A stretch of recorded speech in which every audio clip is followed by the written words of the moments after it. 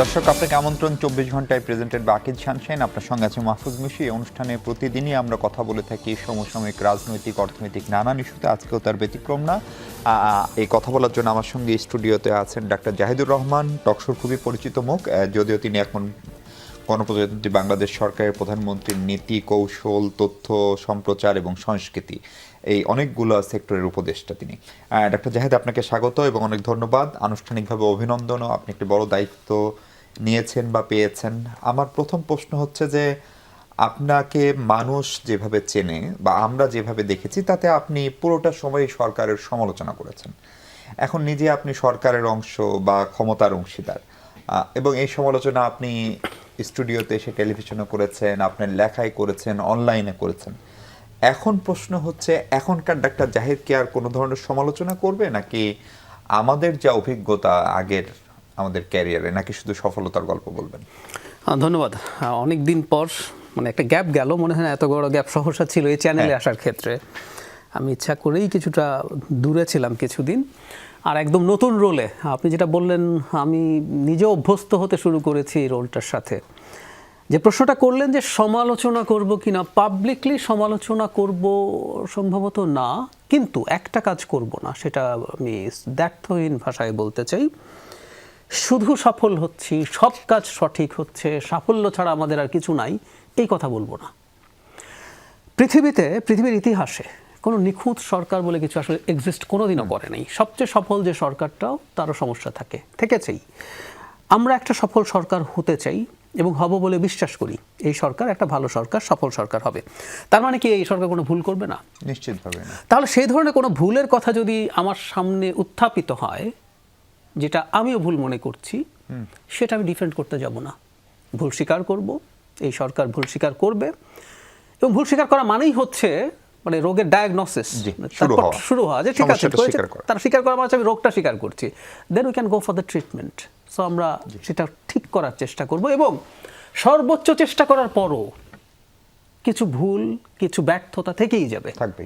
তো এসব কিছু মেনে নিয়ে ডাক্তার জাহিদ, এই সরকারে যখন মানে কেউ যান, তখন উন্নয়নের সঙ্গে গণতন্ত্রের একটা বিপরীতমুখী সম্পর্ক আমাদের দেশের বাস্তবতায় আমরা দেখেছি। যে মানে উন্নয়ন হলে গণতন্ত্র হবে না, অথবা ধরেন একটা ভালো নির্বাচন হয়নি, সেগুলো একটা বড় সংকট ছিল। আপনি অন্তর্বর্তী যে সরকার ছিলেন, প্রফেসর ডক্টর ইউনূসের নেতৃত্বাধীন সেই সরকারের সময় একটি কমিশনের সদস্য ছিলেন, খুবই গুরুত্বপূর্ণ কমিশন সেটা, নির্বাচন কমিশন, সংস্কার সংক্রান্ত। সেটি নিয়ে আপনার আক্ষেপের কথা, না পারার কথা আপনি আগেও বলেছেন।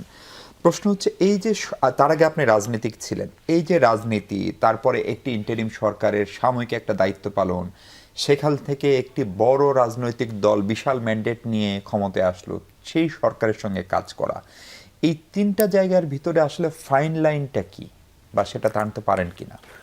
আমি এটা পারি।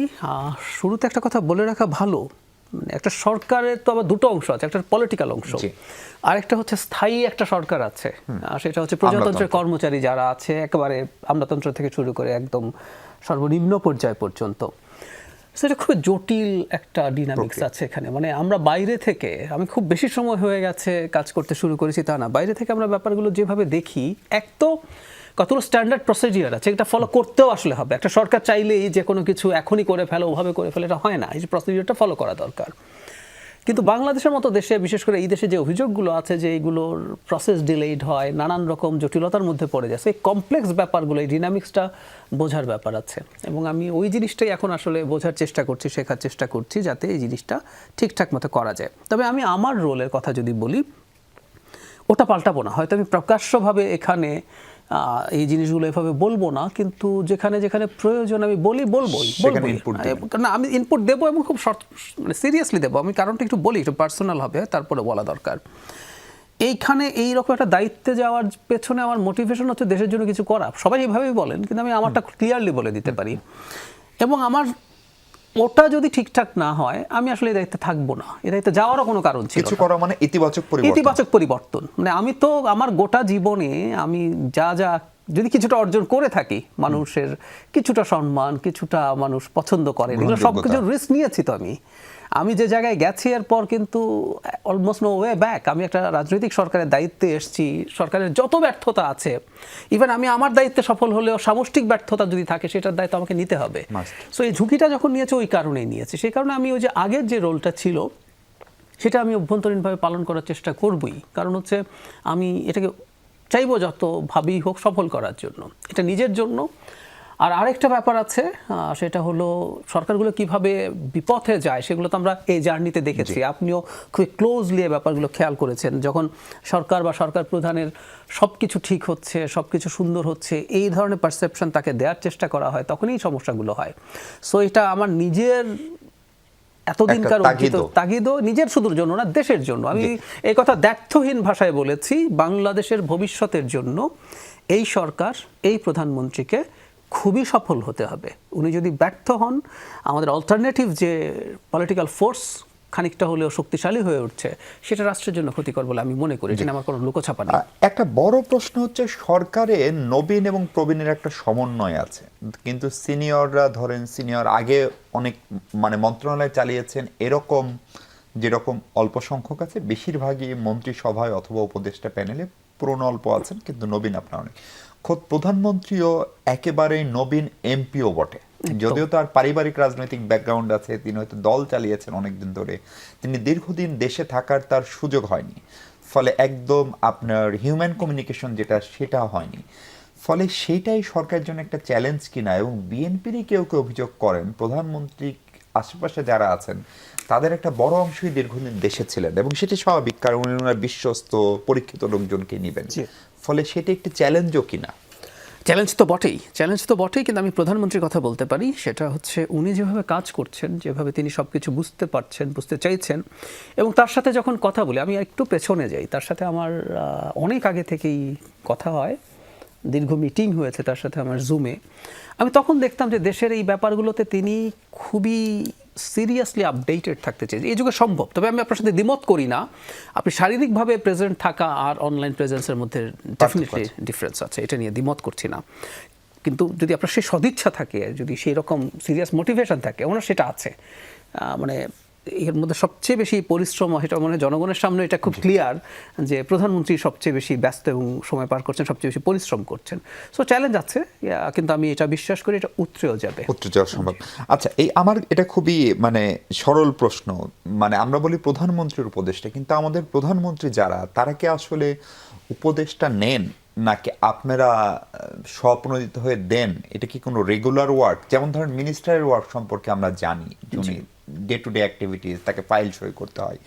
উপদেষ্টাদের ক্ষেত্রে আসলে কি হয়? এটাকে আপনারা চাইলে দিতে পারেন, নাকি ওনার যখন প্রয়োজন হয় তখন ডাকেন, নাকি আদৌ উপদেষ্টাদের কোনো পরামর্শ নেন না, এরকম ঘটনাও আমরা জানি সরকার প্রধানদের কাছ থেকে, নাকি উপদেষ্টাগুলো আসলে এক ধরনের সম্মান করার, আপনার অবদানকে স্বীকৃতি দেওয়ার জায়গা শুধু?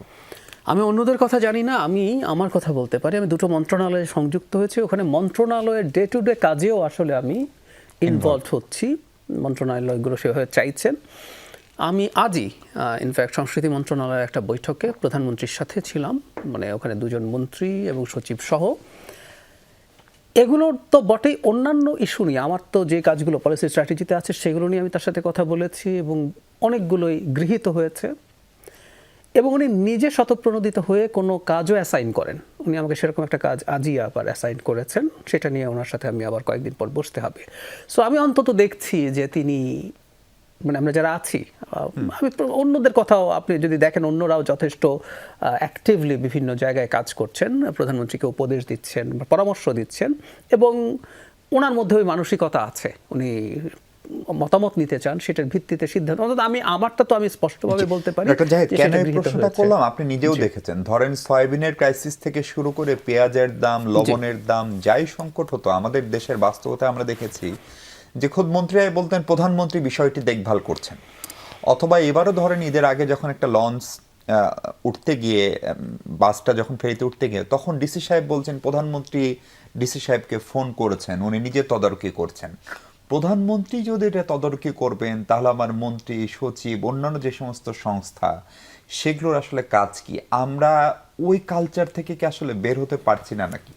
আমি বিশ্বাস করি বেরোতে পারবো। এই ঘটনাটা অনেক বড় ছিল, খুবই মর্মান্তিক ছিল, হয়তো এই কারণেই প্রধানমন্ত্রী ফোন করেছেন।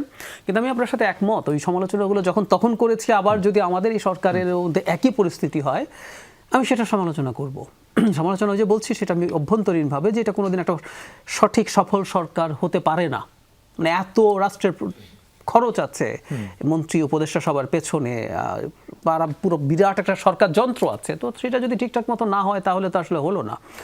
আমি তার মধ্যে খেয়াল করেছি যে তিনি প্রধানমন্ত্রী হিসেবে মাঝে মাঝে, যেমন এই যে আজকে যে বৈঠকটা হলো, সেই বৈঠকে তিনি জানতে চাইছেন কি হলো, কদ্দূর হলো, এক ধরনের, উনি যেহেতু প্রধানমন্ত্রী তিনি সেটা করবেনই, কিছু কিছু তার মতামত দিয়েছেন, মতামত জানিয়েছেন, কিন্তু কাজ করার স্বাধীনতা দিয়ে দেয়া আছে। এবং একটা কথা বুঝতে হবে, আগের সরকার এটা কেন হয়েছে আর এখন কেন হবে না বলে আমি মনে করি। আগের সরকার এটা হয়েছিল কারণ একটা স্বৈরাচারী সরকার, বিশেষ করে আওয়ামী লীগ সরকার, আমি তো এটাকে দুভাগে ভাগ করি। 18 পর্যন্ত এটা ফ্যাসিস্ট সরকার ছিল, আমি 18 পর এটাকে ফ্যাসিস্ট বলি না, এটা একটা আটারলি মাফিয়া সরকার ছিল। তো ফ্যাসিস্ট সরকারের একটা চরিত্র আছে, সে একটা স্ট্রং পার্সোনালিটি তৈরি করে, ওর ক্রাইটেরিয়া চেকলিস্ট আছে, সে কিছু থ্রেট আছে, প্রত্যেকটা ফ্যাসিস্টের কিছু থ্রেট দেখাবে, আমাদের অনেক পুরনো ঐতিহ্য আছে, এবং এই থ্রেট থেকে বাঁচানোর জন্য আমাদের একটা সেভিয়ার আছে। ফলে একটা ব্যক্তিকে কেন্দ্র করেই একটা ফ্যাসিবাদী ব্যবস্থা, স্বৈরতান্ত্রিক ব্যবস্থা কায়েম হয়। এটাই নিয়ম, এটাই হয়। সো প্রধানমন্ত্রী সব কিছু করেন, তিনি অমনিপটেন্ট, এটা প্রজেক্ট করতে হয়। সেই জায়গায় এই সরকার যদি মনে করে এই সরকার আবারও ক্ষমতায় থাকতে চাইবে, নির্বাচিত হয়, কিন্তু নির্বাচনের মাধ্যমে, জেনুইন। সো গণতান্ত্রিক পথে যে সরকারটা যাবে, তার একজন প্রধানমন্ত্রীকে অতিমানব হিসেবে পোট্রে করার কোনো প্রয়োজন আসলে নেই, সেটা হবে না। জি, আমি দেখা যায় উপদেষ্টাদের নিয়ে আমরা দেখেছি যে মন্ত্রীদের এক ধরনের কারো কারো আগের আমলগুলোতে অ্যালার্জি থাকে। তারা মনে করেন যে এমপি মন্ত্রীদের ভিতরে ধরেন যারা নির্বাচিত, তাদের কথা বলছি, তারা জনগণের প্রতিনিধি, তারা বিএনপির জন্য রাজপথে মার খেয়েছে, ছাত্রদল করেছে, ধরনের উপদেষ্টারা হুট করে এসে বসে একই পদমর্যাদা পান, একই বেতন সম্মান ভাতা পান, বরং প্রধানমন্ত্রীর সঙ্গে একই অফিস করেন। ফলে আপনাকে যেহেতু দুটো মন্ত্রণালয় সংযুক্ত করা হয়েছে এবং সেগুলোতেও আলাদা আলাদা মন্ত্রী প্রতিমন্ত্রী রয়েছেন, ফলে এইখানে কোনো কনফ্লিক্ট অফ ইন্টারেস্ট হবে কিনা, বা হওয়ার তো কথাই, কারণ মন্ত্রণালয়কে মন্ত্রী তার মতো করে চালাবেন, আপনি গিয়ে যেটা বলবেন সেটা হয়তো বা in reference with prime minister. আমি একটা জিনিস আমার ক্ষেত্রে খেয়াল করেছি, অন্তত প্রথমত সংঘাত হওয়ার সম্ভাবনা কখন থাকে, মানে কেউ কি যদি আমি যাই এবং আমি প্রচণ্ড কর্তৃত্ব দেখানোর বা ফলানোর, আমি শব্দটা এইভাবে বলি, চেষ্টা করি যে আমি প্রধানমন্ত্রীর উপদেষ্টা হয়ে সেখানে গেছি, সো কারো যদি সেই প্রবণতা থাকে, ফলে আমার কথাই শুনতে হবে, সেই ক্ষেত্রে সমস্যা হতে পারে। আমি রাদার যেটা চেষ্টা করেছি এবং এই বার্তা দিতে চেয়েছি, দুটো মন্ত্রণালয়ের যারা পূর্ণ মন্ত্রী আছেন, আমার অনেক সিনিয়র মানুষ, দুজনকে আমি প্রচণ্ড সম্মান করি, প্রতিমন্ত্রীরাও আমার চাইতে সিনিয়র, তো আমি তাদের টিমের একজন মেম্বার হতে গেছি। আমি শুধু এটুকু চেয়েছি, এবং আমার হাতে তো এক্সিকিউটিভ পাওয়ার নেই। আমি এটুকু বলতে পারি যে আমার দিক থেকে অন্তত এরকম কোনো বোধ তাদের মধ্যে তৈরি হয়নি যে আমি এখানে খুব ক্ষমতার চর্চা করতে গেছি। আমি আসলে যাইও নি, আমি সরকারের অংশ হতে ক্ষমতা চর্চা করার জন্যও যাইনি। কারো কারো কাছে মনে হয় যে এখানে গেছে ক্ষমতা হচ্ছে, ক্ষমতার গরম ইত্যাদি ইত্যাদি নানান শব্দ ব্যবহার করে। তো যেহেতু আমার মধ্যে ওটা নাই, আসলে সত্যিই নাই, তাদের সামনে ওইটা এক্সপোজড ভাবে হয়নি, সেজন্য আমি অন্তত খুবই কর্ডিয়ালি কাজ করতে পারছি। এবং আমি আপনাকে এটুকু জানিয়ে রাখি, আমার মতামতকে গুরুত্ব তারা দেন, গুরুত্ব দিয়ে তাদের সিদ্ধান্ত পরিবর্তন করেন, আমি এই শুরুর কিছু দিনের মধ্যে অন্তত সেটা দেখতে পাচ্ছি। সো প্রত্যেকে মনে করেন যে তাদের সবাই মিলে যদি কাজটা ঠিকঠাক মতো করা যায়, সরকার সফল হবে, এই সাফল্য আবার সবার কাছেই আসবে। সো আমি অন্তত সমস্যা ফেস করছি। আপনি যেহেতু নীতি এবং কৌশল বিষয়ক উপদেষ্টা, এবং সাম্প্রতিক সময়ের সবচেয়ে বড় সংকট, যে সংকটের জন্য কোনোভাবেই বাংলাদেশ দায়ীও না, আমি জ্বালানি তেলের সংকটের কথা বলছি, এবং আমরা সবসময় দেখি যে মাসের শেষের দিন জ্বালানি তেলের দাম বাড়ে। এইবার একটি বৈঠকের পরে আপনি প্রধানমন্ত্রীকে কোট করে বলেছিলেন যে জ্বালানি তেলের দাম বাড়বেন, এবং শেষ পর্যন্ত বাংলাদেশ পেট্রোলিয়াম কর্পোরেশনের দাম বাড়ানোর প্রস্তাব ছিল, প্রধানমন্ত্রী সেটা নাকচ করেছেন। সেটি বাড়ে নাই, সেটি নিঃসন্দেহে একটা স্বস্তির খবর। কিন্তু এটা দীর্ঘমেয়াদে এটা একটা জনপ্রিয় সিদ্ধান্ত অবশ্যই, কিন্তু অকটেনে বা পেট্রোলে ট্যাক্স পেয়ারের টাকায় যে বিপুল পরিমাণ ভর্তুকি সরকারকে দিতে হচ্ছে সেটা আমরা কেন দিব, বা এটার ক্ষেত্রে আপনাদের কোন নীতি ভাবনা কাজ করলো? ডিজেলের ক্ষেত্রে আমাদের কারো কোনো আপত্তি নেই, সিপিডিও বলছিল যে ডিজেলের দাম না বাড়িয়ে অকটেন পেট্রোলের সমন্বয় করা যেতে পারে। আমি একটু দ্বিমত করি। মানে অকটেন পেট্রোল এখন আর শুধু বিলাসী জ্বালানি না। আমি বাইক শেয়ারিং যারা রাইডার আছেন, যারা রাইড শেয়ারিং করছেন, তাদের জীবিকার কথা বলছি। এই সংখ্যাটা খুব ছোট না, অনেক বড় না হলে খুব ছোট না। আমি আপনার সাথে এটা একমত যে ব্যক্তিগত গাড়িতে যে পেট্রোল অকটেন ব্যবহার করা হয় সেটাতে আমরা বলতে পারি যে এটা তারা অ্যাফোর্ড করতে পারেন, এবং বিরাট একটা অংশ সরকার নিজে কেনে। সো এটার উপরে থাকার কথা না। এখন আমরা যদি এই জিনিসটা আলাদা করে ফেলতে পারি, এটা আমাদের আসলে ভাবতে হবে যে এই ধরনের কার্ড কারো কাছে, এর মধ্যে দুর্নীতি হবে এরপরও, কিন্তু এই ধরনের কার্ড যদি কারো কাছে থাকে, আচ্ছা আমি শুধু রাইড শেয়ারিং এর কথা বলছি না, যে মানুষটা কমিউট করে অফিসে, নিজের একটা বাইক আছে, কষ্ট করে কিনেছে, আপনি আমি এই সমাজে থাকি, আমরা কিন্তু জানি কষ্ট করে একটা বাইক কিনে ফেলছে, বাইকে চড়া কিন্তু কমফোর্টেবল ব্যাপার না। আপনি শীতে কষ্ট পান, গরমে কষ্ট পান, বৃষ্টিতে ভেজেন, জ্যামে কষ্ট পান, জ্যাম না একটু বাঁচানো গেল, অ্যান্ড ইটস রিস্কি। প্রচুর বাইক অ্যাক্সিডেন্টে মানুষের অনেক কিছু হয়, তারপরও কষ্ট করে টাকা জমিয়ে একটা বাইক কেনার চেষ্টা করছেন, পুরনো হলেও তাতে অফিসে আসা যাওয়ার যে খরচ, যে ঝক্কিটা বেঁচে যায়।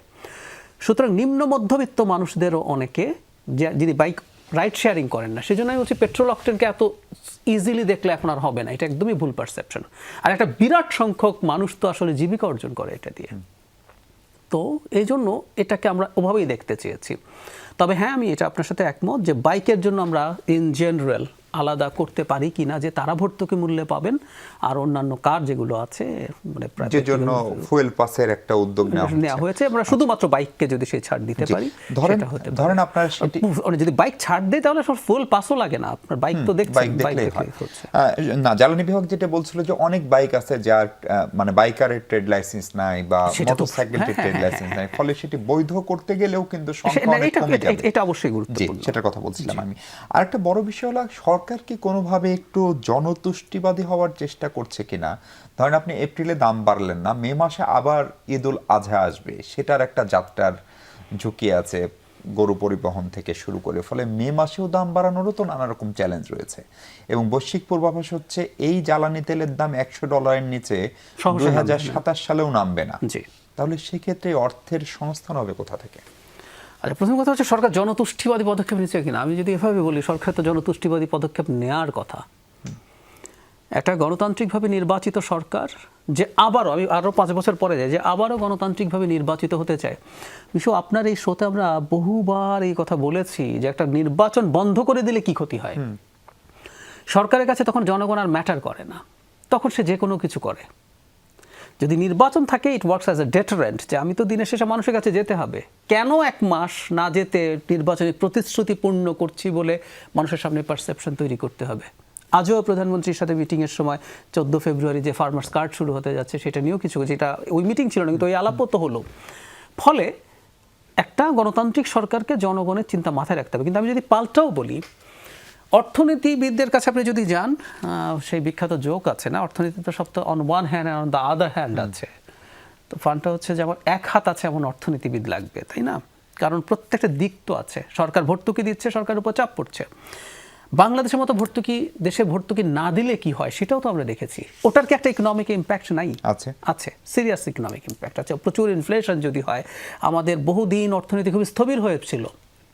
আমরা চাইছি অ্যাট এনি কস্ট অর্থনীতি এখন ভালোভাবে আগাক, আমাদের দুর্ভাগ্য। কিন্তু সিরিয়াস একটা ইনফ্লেশন যদি তৈরি হয়, বাংলাদেশে যতটুকু মানে জ্বালানির মূল্য বৃদ্ধির জনিত কারণে যতটুকু মূল্যস্ফীতি বাড়ার কথা, বাড়ে তো আরও অনেক বেশি।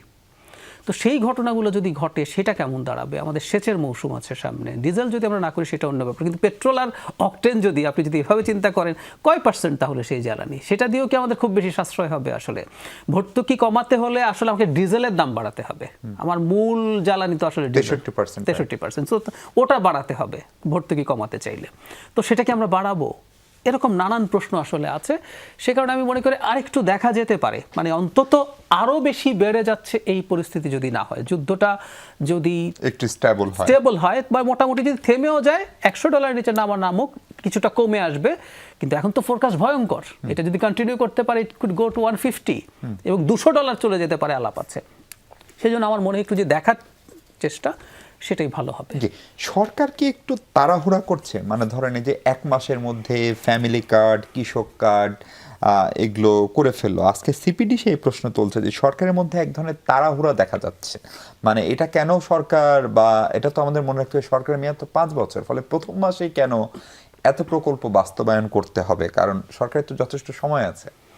আমার কাছে যেটা মনে হয়, এটা ধরুন যেভাবে বলা হচ্ছে, এটা সামাজিক মাধ্যমে ছিল, পরে প্রধানমন্ত্রী নিজেও এই কথাটা বলেছেন যে আঙুলে কালির দাগ শুকানোর আগেই প্রতিশ্রুতি বাস্তবায়ন শুরু। আমার কিন্তু আঙুলে কালির দাগ এখনও আছে, আমি এখন তাকিয়ে বলছি, অনেকেরই আছে। তো এই যে একটা পারসেপশন দেয়া যে একটা দল ক্ষমতায় যেতে চাইছে, নির্বাচনী ইশতেহার ঘোষণা করেছে, যে কাজটা শুরু করেছে এগুলো তো বেশিরভাগই পাইলট, সুতরাং এটা যে অনেক বড় আকারের প্রজেক্ট নেওয়া হয়েছে তা না। আমি মনে করি ইটস ফাইন যে জনগণের কাছে এটা জানানো হয়েছে। বাকি কাজগুলো বাজেটের পর থেকে, কারণ এর মধ্যে বাজেট অ্যালোকেশনের প্রশ্ন আছে, করে বাজেটের পর থেকে ধাপে ধাপে শুরু হবে। সো হতে পারতো যে একটু স্পেসিং হতে পারতো। আবার এটাও যে আই মিন বিজনেস, আমি যত দ্রুত সম্ভব এটা শুরু করে দিয়েছি। আবার এটার উদ্দেশ্য কি এরকমও হতে পারে যে মন্ত্রী, সচিব, আমলা এদেরকে অ্যাক্টিভ করা, অথবা আমরা লোকাল ভাষায় যেভাবে একটু দৌড়ের উপরে রাখা, সেটাও কি হতে পারে? সেটা ছাড়াও, এটা ছাড়াও ইনফ্যাক্ট অ্যাক্টিভ রাখা হচ্ছে। প্রধানমন্ত্রীর সচিবালয়ের টানা উনি ওখানেই অফিস করছেন এবং উনি খুব টাইমলি চলে যান, ফলে ওই সবার ওইটা আছেই। আর এর বাইরে অন্যান্য কর্মকাণ্ড তো থাকেই, সেগুলোর ব্যাপারেও আমি মনে করি যে সরকারের মধ্যে গতিশীলতা ভালোভাবেই এসেছে। ভালোভাবে আছে। ডাক্তার সাহেব, খাল খনন কর্মসূচি জিয়াউর রহমানের একটা ঐতিহাসিক কর্মসূচি, ফলে সেটি আবার শুরু করে নিঃসন্দেহে একটা পলিটিক্যাল মাইলেজ বিএনপি পেয়েছে বা এই সরকার পেয়েছে, কিন্তু অর্থনৈতিকভাবে বা পরিবেশগতভাবে এই কর্মসূচির আসলে আজকের বিদ্যমান বাস্তবতায় উপযোগিতা কতখানি? খুব বড় কয়েকটা উপযোগিতা আছে। যেমন ধরুন, আমাদের সবচেয়ে বড় বিপদ, আমরা এটা খেয়াল হয়তো করি না, মানে আমি এটা অনেকবার বলেছি, মানে শেখ হাসিনার সময় হতো কি জানেন, আমরা নির্বাচন নিয়েই কথা বলতাম। মানে নির্বাচন হবে কি হবে না বলতে বলতে আমাদের খুবই জরুরি অনেক কথা আমরা ঠিকমতো বলিনি। আমাদের ভূগর্ভস্থ পানির অবস্থা কিন্তু খুব খারাপ। উত্তরবঙ্গে বিশেষ করে, ঢাকার কথা বলছি না, ঢাকা তো আমরা হাউস হোল্ড ব্যবহারের জন্য, কৃষিকাজের জন্য, বিশেষ করে বোরো ধান যেটা পুরোপুরি সেচ নির্ভর, সেটার কারণে ভূগর্ভস্থ পানির অবস্থা খুবই ডিজাস্টারের মধ্যে চলে গেছে। আমরা এই পরিমাণ পানি আসলে কোনো দেশ ব্যবহার করে না। এটা কিন্তু একটা রেডি সোর্স অফ ওয়াটার, সে চেষ্টা করে এগুলো রেখে দিতে, ডিজাস্টার আসতে পারে, বিপদের জন্য একটা যুদ্ধ বেঁধে যেতে পারে, বেঁধেছে, অলরেডি বেঁধেছে, সুতরাং ওটা রেখে দিতে হয়। সো আমরা সারফেস ওয়াটার ব্যবহার বাড়াতেই হবে অ্যাট এনি কস্ট, এটা নিয়ে কোনো রকম কোনো কনফিউশন। এখন আমরা খাল খননের মাধ্যমে সেটা করতে পারছি এবং সেটা আবার ভূগর্ভস্থ পানির রিচার্জিংও বাড়ায়। যতদিন যথেষ্ট বর্ষা থাকে ট্রান্সপোর্টে কাজে লাগে, আর যখন বর্ষা কমে যায়, আমার খুব মনে আছে খুব ছোটবেলা করতে কি খালের মধ্যে আবার বাঁধ দিয়ে পানি আটকে ফেলা হতো, সো ওই পানিটা আবার সেচে ব্যবহার করা যেত।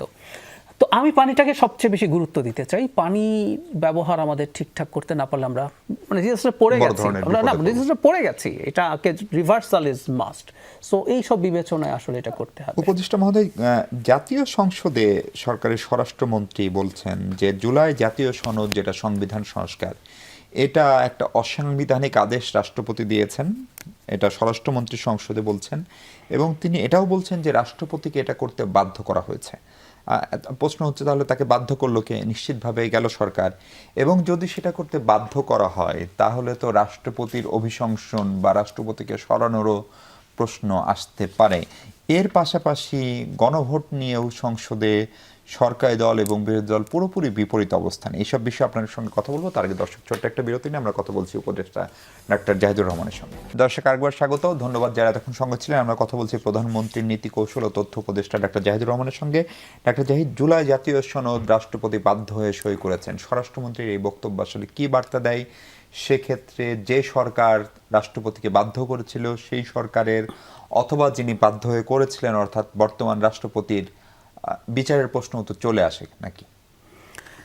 আমি মাননীয় স্বরাষ্ট্রমন্ত্রীর বক্তব্য শুনেছি, মানে আদেশ দেওয়া নিয়ে যে আলাপটা আছে সেটা সঠিক। সেটা হচ্ছে রাষ্ট্রপতি আদেশ দেওয়ার এখতিয়ারই এখন আর নেই। মানে বিরোধী দল যেটা দেখানোর চেষ্টা করছে আমাদের আর্টিকেল 152 অনুযায়ী, যে আদেশ ইটসেলফ একটা আইন, মানে এই যে এটা ডিবেটটা যেটা হচ্ছে আর কি, তো সরকারি দল থেকে যে প্রশ্নটা তোলা হয়েছে রাইটলি যে আদেশটাই ইটসেলফ সঠিক ছিল না, এটা প্রতারণামূলক ছিল, এবং স্বরাষ্ট্রমন্ত্রী বলছেন তিনি কথাও বলেছেন রাষ্ট্রপতির সাথে এবং রাষ্ট্রপতি তাকে এটা বলেছেন। আচ্ছা, এখন যারা করেছেন তারা এই কাজটা ঠিক করেননি নিশ্চিতভাবেই। আর এখনকার যে সরকার, কিন্তু তখন তো আপনারা এটা মেনেও নিয়েছেন। আমি খুব দীর্ঘ সময়, আপনার মনে থাকার কথা যে এই গণভোট এবং এই আদেশ, এই গণভোটটাকে যেভাবে করা হচ্ছে এটা কঠোর সমালোচনা, আমার অন রেকর্ড সমালোচনা আছে। আমি কোনোদিনও এটা পছন্দ করিনি। অনেকগুলো যুক্তিতে আমি এটার বিরোধিতা করেছি, কারণ আমি এটাকে এই গণভোটের ইভেন ব্যালট ইটসেলফ একটা প্রতারণামূলক। এই ব্যালট ধরে ধরে ধরে ধরে কথা বলেছি যে যা যা সামনে আনা হচ্ছে সেগুলো, সো আমি অন্তত গ্রহণ করিনি। একটু যদি প্রসঙ্গ যেহেতু আসলোই, মানে একটা গণভোট হলো একটা আদেশের মাধ্যমে, তারপরে সেই গণভোটের জন্য আলাদা আবার অধ্যাদেশ হলো, জুলাই সনদের জন্য একটা আদেশ হলো, তারপর একটা অধ্যাদেশ হলো। অধ্যাদেশ দিতে পারেন রাষ্ট্রপতি এখনো, ফলে আবার ওই অধ্যাদেশটা পরবর্তী পার্লামেন্ট আইনে পরিণত করবে কিনা সেটা তার সিদ্ধান্তের ব্যাপার। কিন্তু আদেশ শুরু থেকেই অবৈধ, অধ্যাদেশ কিন্তু বৈধ এবং সেই বৈধতার ভিত্তিতে একটা গণভোট হয়েও গেছে। এটাই বলছে এই জন্য মাননীয় স্বরাষ্ট্রমন্ত্রী যে এটা আর আইনে পরিণত করার এক অর্থে দরকারও নেই, কারণ আমরা ভবিষ্যতে এই আইনটার মধ্যে লেখাই আছে এটা এই গণভোটের জন্যই এই অধ্যাদেশটা। সো এটা আইনে পরিণত করলে এটা আগামী আর কোনো গণভোটের জন্য অ্যাপ্লিকেবল হবে না, সুতরাং উনি বলছেন এটা দরকার নেই। তারপরে এটার একটা বৈধ ভিত্তি আছে। কিন্তু যেভাবে গণভোট হয়েছে সেই আলাপটা আমি গতকাল দেখলাম এসছে, আমরা অনেকবার কথা বলেছি, এগুলো আপনারা নিশ্চয়ই জানেন। একটা গণভোট হচ্ছে যে গণভোট পরবর্তী পার্লামেন্টকে বলছে তোমাকে এটা এটা করতে হবে, আবার বলছে এটা সংবিধান সংস্কার পরিষদ হিসাবেও কাজ করবে। একটা সংবিধান সংস্কার পরিষদ নাম দিচ্ছেন কারো, কিন্তু তার না বলার অধিকার নেই। কথাটা এইরকম, গণভোটে যা যা আছে আপনাকে ওগুলো হাঁ জয়যুক্ত করতে হবে। এটা হয় না। আপনি ভবিষ্যতে বা পরবর্তী কোনো পার্লামেন্টে তো প্রায় 2 কোটি লোক ভোট দিয়েছে কিন্তু যেহেতু বিজয়ী হয়েছে, আপনি কোনো পার্লামেন্টকে আগেই ডিটেক্ট করতে পারেন না যে তোমাকে এটা করতে হবে। আচ্ছা, সংবিধান সংস্কার পরিষদ যদি হতো, প্রত্যেকের রাইট ছিল টু ডিবেট, বাদ দেওয়ার, যুক্ত করার, নতুন কিছু আনার। সংবিধান সংস্কার পরিষদ তো তাই, কিন্তু না, আপনি এটা করলেন না। আরও যেটা খারাপ হয়েছে, এই আলাপটা কম আসছে, বিএনপিও দেখলাম খুব বেশি সংসদে এই আলাপটা আনেনি। দর্শকদের যদি মনে থাকে, যারা ভোট দিয়েছেন তারা দেখবেন গণভোটে 4টা অপশন ছিল, ক খ গ ঘ। আমি ক খতে পরে আসছি। গতে হলো কতগুলো বিষয় উল্লেখ করে বলা হচ্ছে এরকম 30টা বিষয়ে সবাই একমত হয়েছে, এটা করতে সবাই বাধ্য থাকবে। ঘ বলছে এর বাইরে যা যা আছে সেগুলো প্রত্যেকে তার তার প্রতিশ্রুতি মতো করলেই হবে। তার মানে এখানে কিন্তু নোট অফ ডিসেন্ট কাজ করছে, মানে গণভোটের গণভোটের ক্ষেত্রে সংস্কারের প্রশ্নে এই 30টা আর উপরে 2টা বাদ দিয়ে বাকিগুলোর ক্ষেত্রে নোট অফ ডিসেন্ট কিন্তু কাজ করছে। কারণ আপনি ঘতে বলছেন এইগুলোর বাইরে, মানে ক খ গ এর বাইরে যা যা আছে সেগুলো আপনি আপনার মতো করে করবেন। চালাকিটা কোথায় করা হলো, অন্যায়টা কোথায় করা হলো, সেটা হচ্ছে ক খতে আপনি কিছু বিষয় নিয়ে গেলেন যেগুলোতে বিএনপির নোট অফ ডিসেন্ট আছে।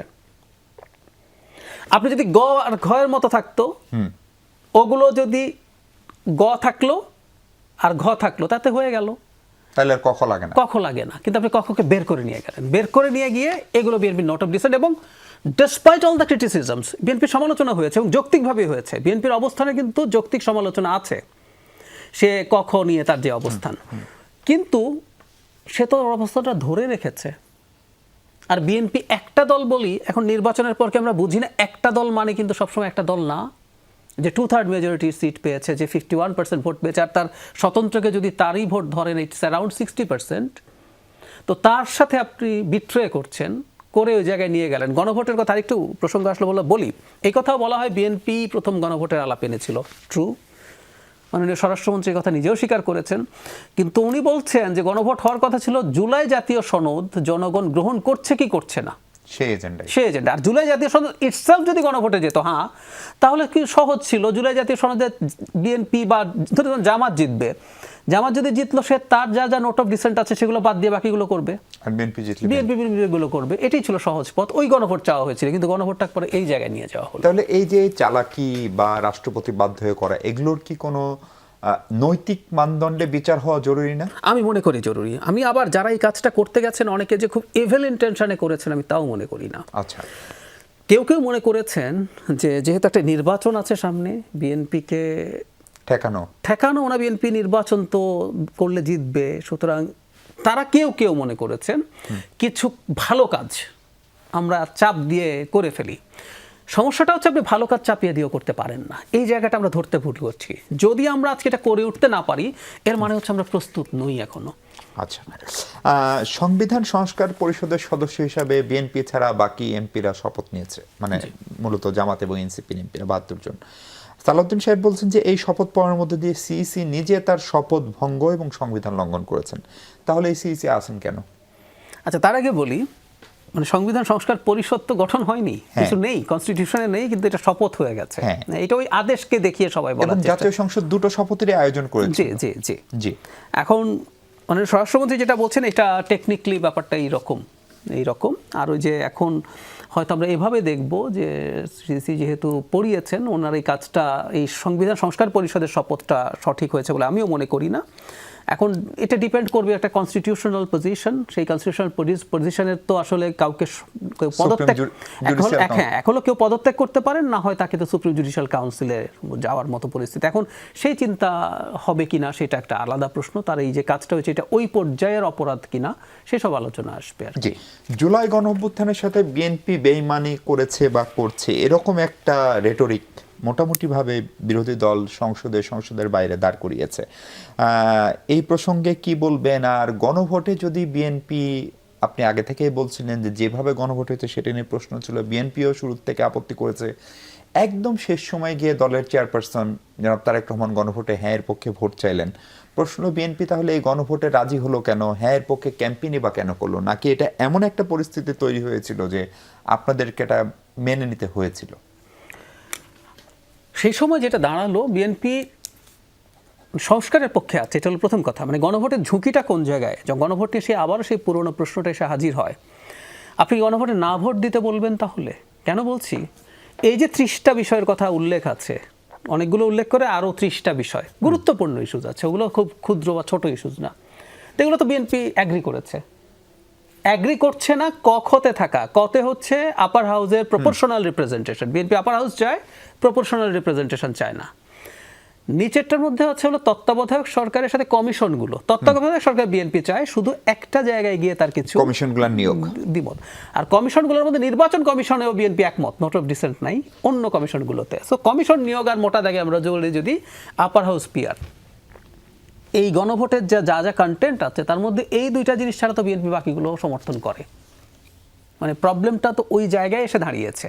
এখন বিএনপি 30টা বিষয় এখানে যা উল্লেখ আছে এগুলো সমর্থন করে, আর দুটো বিষয় সমর্থন করে না, আপনি তাহলে বিএনপিকে কি ভোট দিতে বলবেন? হ্যাঁ, ভোট। মানে সমস্যাটা ওই জায়গায় দাঁড়িয়েছে।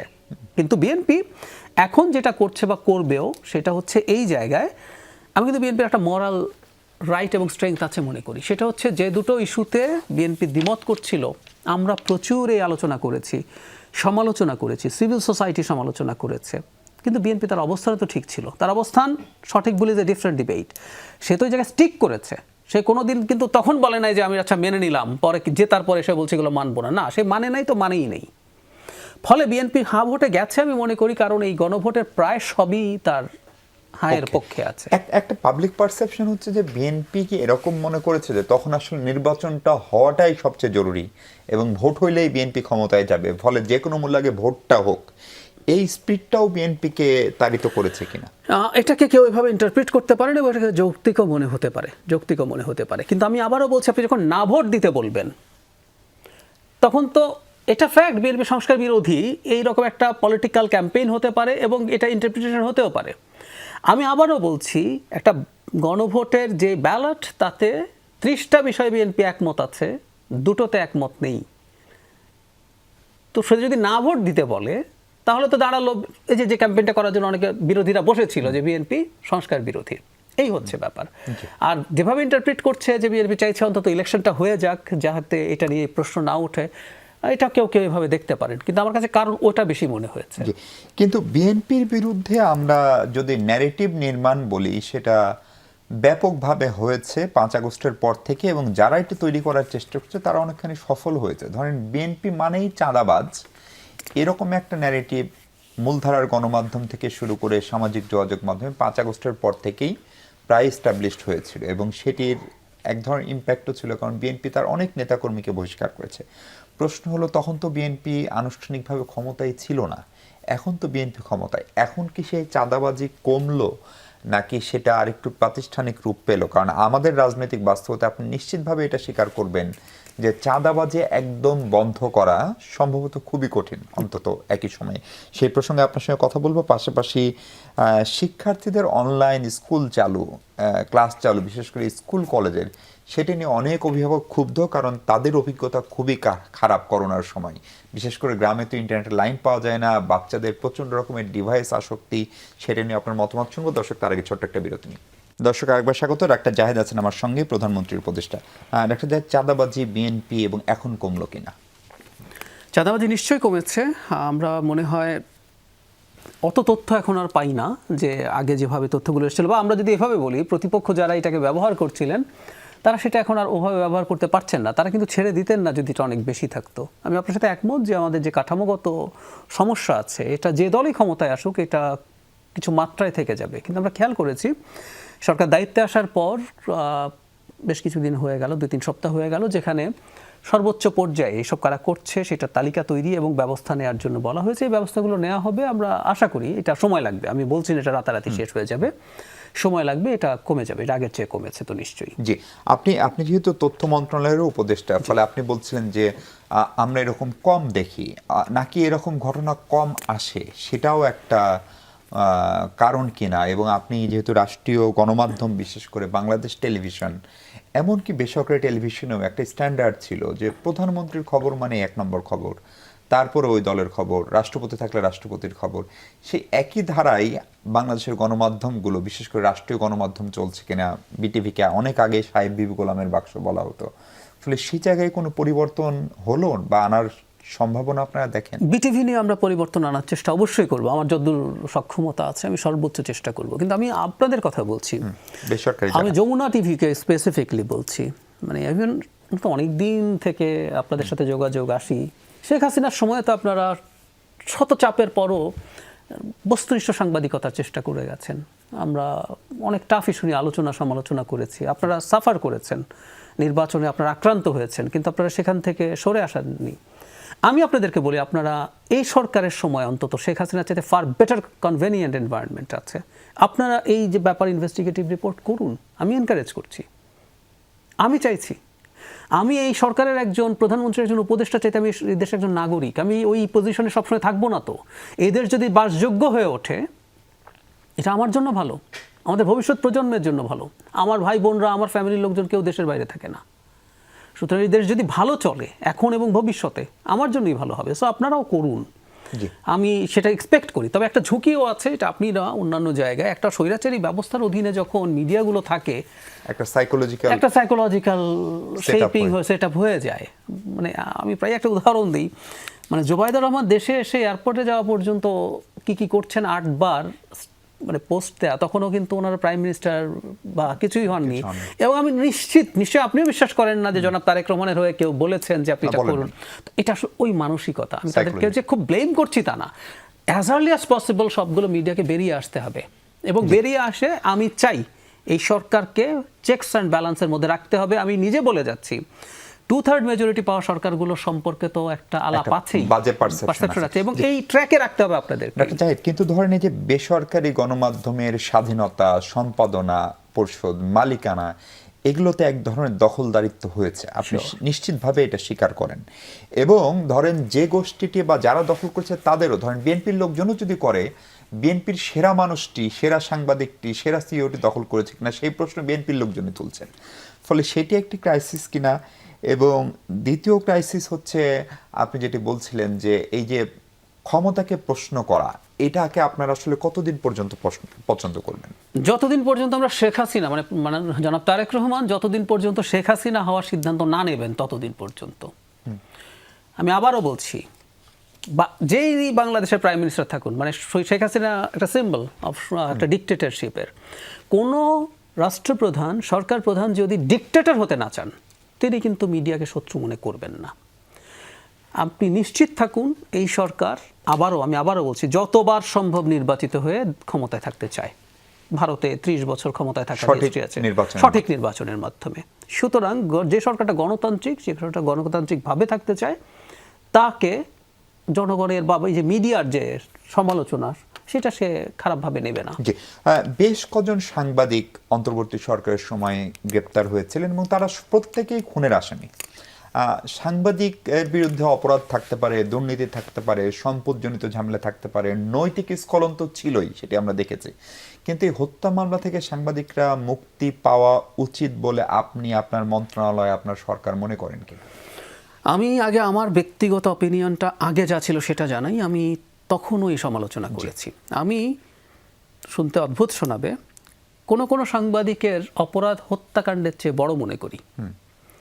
আপনি যখন একটা মাফিয়া রেজিমকে ক্ষমতায় থাকার কনসেন্ট ম্যানুফ্যাকচার করেন, সম্মতি উৎপাদন করেন, সেটাকে আমি খুনের চেয়ে বড় অপরাধ মনে করি। কিন্তু এটা খুন না, মানুষকে খুন করে। সো যে আইনে তাকে খুন করা, মানে আটক করা হয়েছে, সেটা আমি অন্যায় মনে করি। কিন্তু আমি এদের অপরাধ আরো বড় মনে করি। সেই ক্ষেত্রে আমি তাকে কোন আইনে শাস্তি দেবো সেটা আমাকে বিবেচনা করতে হবে। সেই অবস্থান আমার এখনো আছে এবং আমার মন্ত্রণালয়ের পক্ষ থেকে আমি যতটুকু আমি চেষ্টা করার, আমি সেটা নিশ্চয়ই করব। জি, আরেকটা বড় প্রশ্ন হচ্ছে, যেটা স্কুলগুলোতে আবার অনলাইন ক্লাস ফিরলো, সেটা নিয়ে আপনার মতামত শুনতে চাই। অভিভাবকরা অনেকেই লিখছেন তাদের অভিজ্ঞতা ভালো না, বিশেষ করে গ্রামের স্কুল যেখানে আসলে অনলাইন ক্লাসটা খুবই কঠিন। শহরের স্কুলে, বাচ্চারা স্কুলে গেলে কি এমন ক্ষতি হতো, এই প্রশ্ন কেউ তুলছে।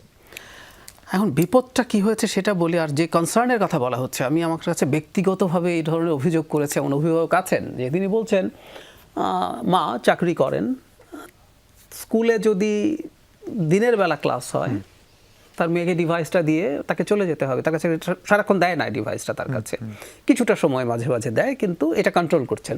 কিন্তু দিয়ে যদি চলে যান, তার তো ক্লাস আছে, তো উনি অফিস থেকে ফেরার আগ পর্যন্ত এই ডিভাইসটা তার কাছে থেকে যাবে। এই যে ডিভাইস অ্যাডিকশন, মানে আমরা যারা ম্যাচিওর্ড বয়সের মানুষ, আমরাও অ্যাডিক্ট হয়ে পড়েছি, সেখানে বাচ্চারা তো অ্যাডিক্ট হবে। So it's a highly risky thing. আর শুধু ডিভাইস অ্যাডিকশন নেই, ডিভাইসের সোর্সে তারা এমন সব জায়গায় চলে যেতে পারেন যেগুলো তাদের জীবনের পর্যন্ত ঝুঁকি তৈরি করা সম্ভব। সো এই ঝুঁকিটা আছে। বিপদ হচ্ছে সামনে সময়টা কেমন হবে আমরা তো আসলে জানি না, ফোরকাস্ট করতে পারছি না। এমনকি আজকেও যদি যুদ্ধ বন্ধ হয়, তেলের দামের কথা আপনি যেটা বললেন, শুধু সেটা না, অয়েল এবং গ্যাস ইনফ্রাস্ট্রাকচারের যে পরিমাণ ক্ষতি হয়েছে মিডল ইস্টে, সেগুলো রিকভার করতে কয়েক বছর লেগে যাবে। যদি তাই হয়ে থাকে, আমরা আসলে কি করব? সো সব কিছু মিলিয়ে ভাবতে হচ্ছে। এই যে প্রাথমিক আলোচনা আসলো, সেটা নিয়ে কথা হলো, এখন সেটাকে কিভাবে করা যায় একটা ওয়ে আউট করতে হবে। আমাদের একটা কথা মনে রাখতে হবে, যেরকম সংকটের মধ্যে দিয়ে আমরা গেছি, এটার কোনো সমাধান নাই যেটা সব কুল রক্ষা করবে। আমাকে কোনো না কোনো কুল ছাড় দিতে হবে, কিছুই করার নাই। এটা মানে খারাপ রোগে আমাদের কতগুলো ঔষধ খেতে হয় যেগুলোর প্রচুর সাইড এফেক্ট আছে, তারপর আমরা খাই, ক্যান্সারের কেমোথেরাপি দেই বা আরও কিছু রোগে কিছু ঔষধ খাই যেগুলোর প্রচুর সাইড এফেক্ট আছে, কিন্তু আমার কোনো একটা লাইফ সেভিং কারণে আমি ওটা খাই। সো এরকম একটা পরিস্থিতি। কিন্তু উপদেষ্টা মহোদয়, এটি করা যেত কিনা, ধরেন এক শিশু এক গাড়ি, এর বদলে স্কুলগুলোতে বাস বাধ্যতামূলক করা, সচিবালয় আপনারা যখন যান বাস বাধ্যতামূলক করা, সেই প্রক্রিয়াও তো নিশ্চিতভাবে ভাবা যেত। আমার হাতে একদমই সময় নেই। ভাবা যেত, কিন্তু ধরুন স্কুলের বাসটা আপনি ইমিডিয়েটলি এফেক্টিভ করতে পারবেন না। আপনি যেটা বললেন, আমার অনেক আগে থেকে এই চিন্তা সব সময় মনে হতো। আমি একসময় সিদ্ধেশ্বরী ছিলাম, ওখানে একটা বিখ্যাত স্কুল আছে, ওই স্কুলের জন্য কি হতো আমার খুব ভালো মনে আছে। জীবন অতিষ্ঠ হয়ে যায়। শুধু অতিষ্ঠ নয়, যে আমরা যে কনসেপ্টে বাচ্চাদেরকে স্কুল ড্রেস দেই কেন, আইডেন্টিফাই, আরেকটা বড় ব্যাপার আছে, ধনী গরিব ক্লাসটা যাতে না বোঝা যায়, বাচ্চা বয়সে ওর সবাই যাতে সমান থাকে। কিন্তু ওরা বেরোনোর সাথে সাথে একটা বাচ্চা ওই যে ভ্যানে, রিক্সা ভ্যানে উঠছে, আরেকটা বাচ্চা তার প্রাইভেট কারে উঠছে। আমি কিন্তু ওকে আর একই রাখতে পারলাম না। সো বাস থাকলে কিন্তু সেটা করতে পারতাম। সো দীর্ঘমেয়াদে এটা, ইনফ্যাক্ট আমি পলিসি নিয়ে যেহেতু কাজ করি, আমি এটা নিয়ে সামনে কাজ করবো, কিন্তু যে আমাদের ইম্পেন্ডিং যে ক্রাইসিস আছে এখনই এটা সম্ভব। আর 1 মিনিট একটা প্রশ্ন উত্তর দিবেন কিনা, সরকারের অনেকের পারসেপশন, এই সরকারের মন্ত্রিসভা উপদেষ্টা সবাই অনেক বেশি প্রো ইন্ডিয়ান, এটা একটা ধারণা অনেকে মনে করেন, এবং এর সঙ্গে বাড়তি আলোচনা যুক্ত করেছে অন্তর্বর্তী সরকারের সাবেক উপদেষ্টা আসিফ মাহমুদের একটি মন্তব্য যে ডিপ স্টেট এর সঙ্গে আগের সরকারের সম্পর্ক। আপনি এটা নিয়ে কোনো কমেন্ট করবেন?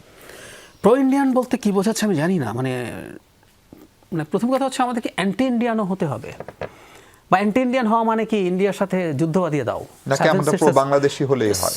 একদম, আমি আসছি, মানে সেভেন সিস্টার্স আলাদা করে দাও, এগুলো না বললে কেউ আর দেশপ্রেমিক না।